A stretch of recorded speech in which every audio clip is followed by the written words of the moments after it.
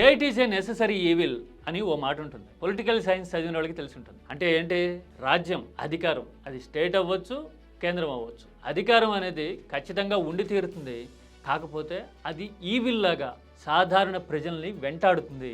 అదే రాజ్య స్వభావం అని చెప్పడం ఆ థియరీ ఉద్దేశం. కొన్ని పరిణామాలు చూస్తే, కొన్ని ఆరోపణలు ఎదురొచ్చిన సందర్భాలు గమనిస్తే గనక మనకు ఖచ్చితంగా ఇదే అనిపిస్తుంది. హలో ఇండియా, ఏపీ వైపు చూడు అని జగన్ ఈ మధ్యన ఒక పోస్ట్ పెట్టారు చూసారా? అది చూసినా కానీ తెలంగాణలో ఇవాళ రేపట్లో పోక్సో కేసుని హనీ ట్రాప్గా ముద్రేస్తుంది మీడియా అని చాలా మంది గగ్గోలు పెడతా ఉన్నారు. అధికార యంత్రాంగం వైపు నుంచి పెద్దగా చర్యలు కనపడట్లా. అంటే రెండు రాష్ట్రాల్లో ఉన్న పరిస్థితులు సిమిలారిటీస్ చూస్తే స్టేట్ ఈజ్ ఏ ఆ మాట గుర్తొస్తూ ఉంటుంది చాలాసార్లు. ఇలాంటి పరిస్థితికి మరి విరుగుడేంటి? సిచ్యువేషన్స్ ఇలాగే కంటిన్యూ అయితే గనక జనం ఆలోచన, మైండ్ సెట్, విచక్షణ గలవాళ్ళు, తెలివి గలవాడు ఎలా మారొచ్చు? నేను ఒక స్టోరీ చెప్తా. అదేమీ నిన్న మొన్నటి స్టోరీ కాదు, దశాబ్దాల నాటికి. అది తెలిస్తే గనక ఇలాంటి పరిస్థితులకి, పరిణామాలకి మలుపో ముగింపో ఎలా ఉండొచ్చు అనేది అర్థమవుతుంది. ఆ తర్వాత అధికారం పట్టు బిగించాలనుకున్నప్పుడు దేశం ఏదైనా, కాలం ఏదైనా కానీ పరిస్థితులు ఒకేలాగా ఉంటాయి, ముగింపు కూడా సిమిలర్గా ఉంటుంది అని మనకు అర్థమై తీరుతుంది. ఇంతకీ ఏంటి ఆ story? A king in New York. This is key talks special.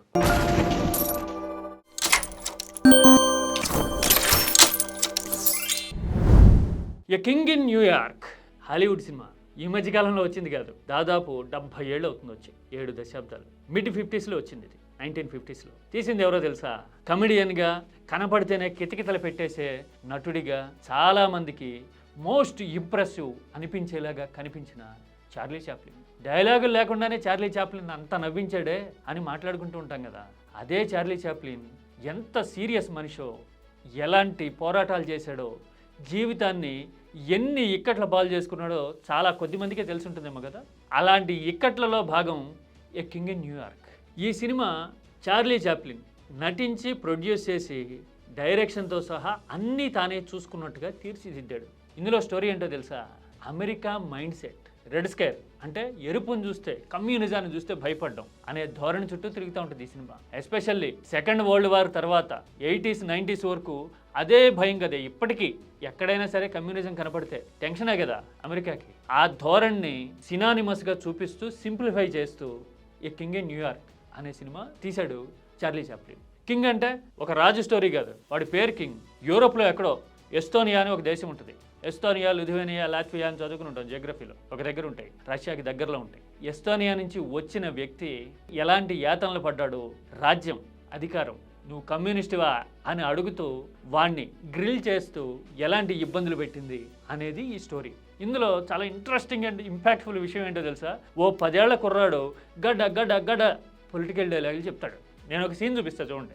And what's that you're reading? Karl Marx. Surely you're not a communist. Do I have to be a communist to read Karl Marx?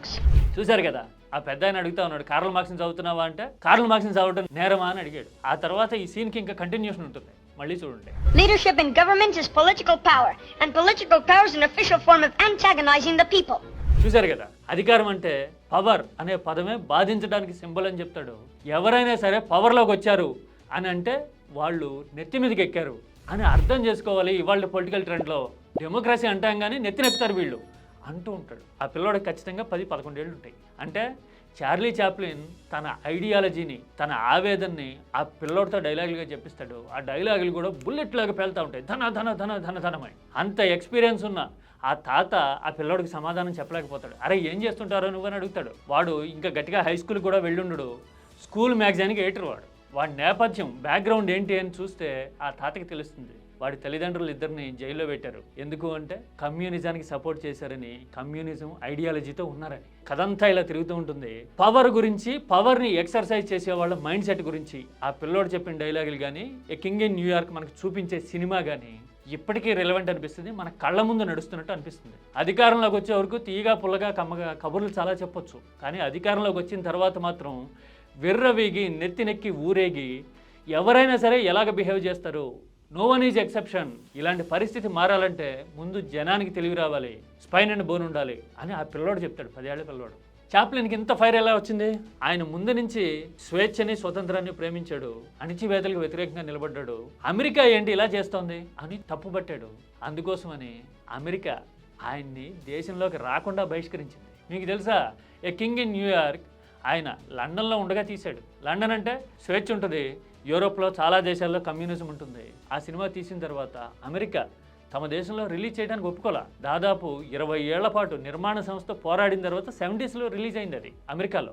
యూరోప్లో మాత్రం 50sలోనే వచ్చింది. ఈ cinema తీసిన తర్వాత Charlie Chaplin ఎప్పుడూ మళ్ళీ అమెరికాలో అడుగుపెట్టలా, ఎందుకంటే బహిష్కరణ.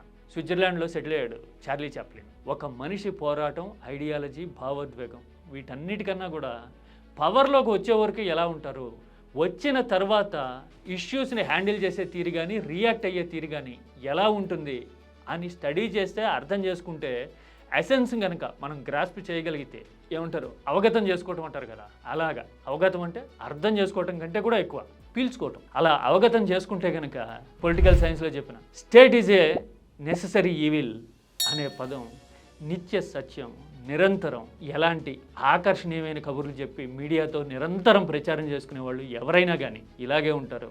బాధలు పడేది, బాధింపబడేది సామాన్యుడే అని ఆ సినిమా చెప్తుంది మనకి. మీరు చూసారా?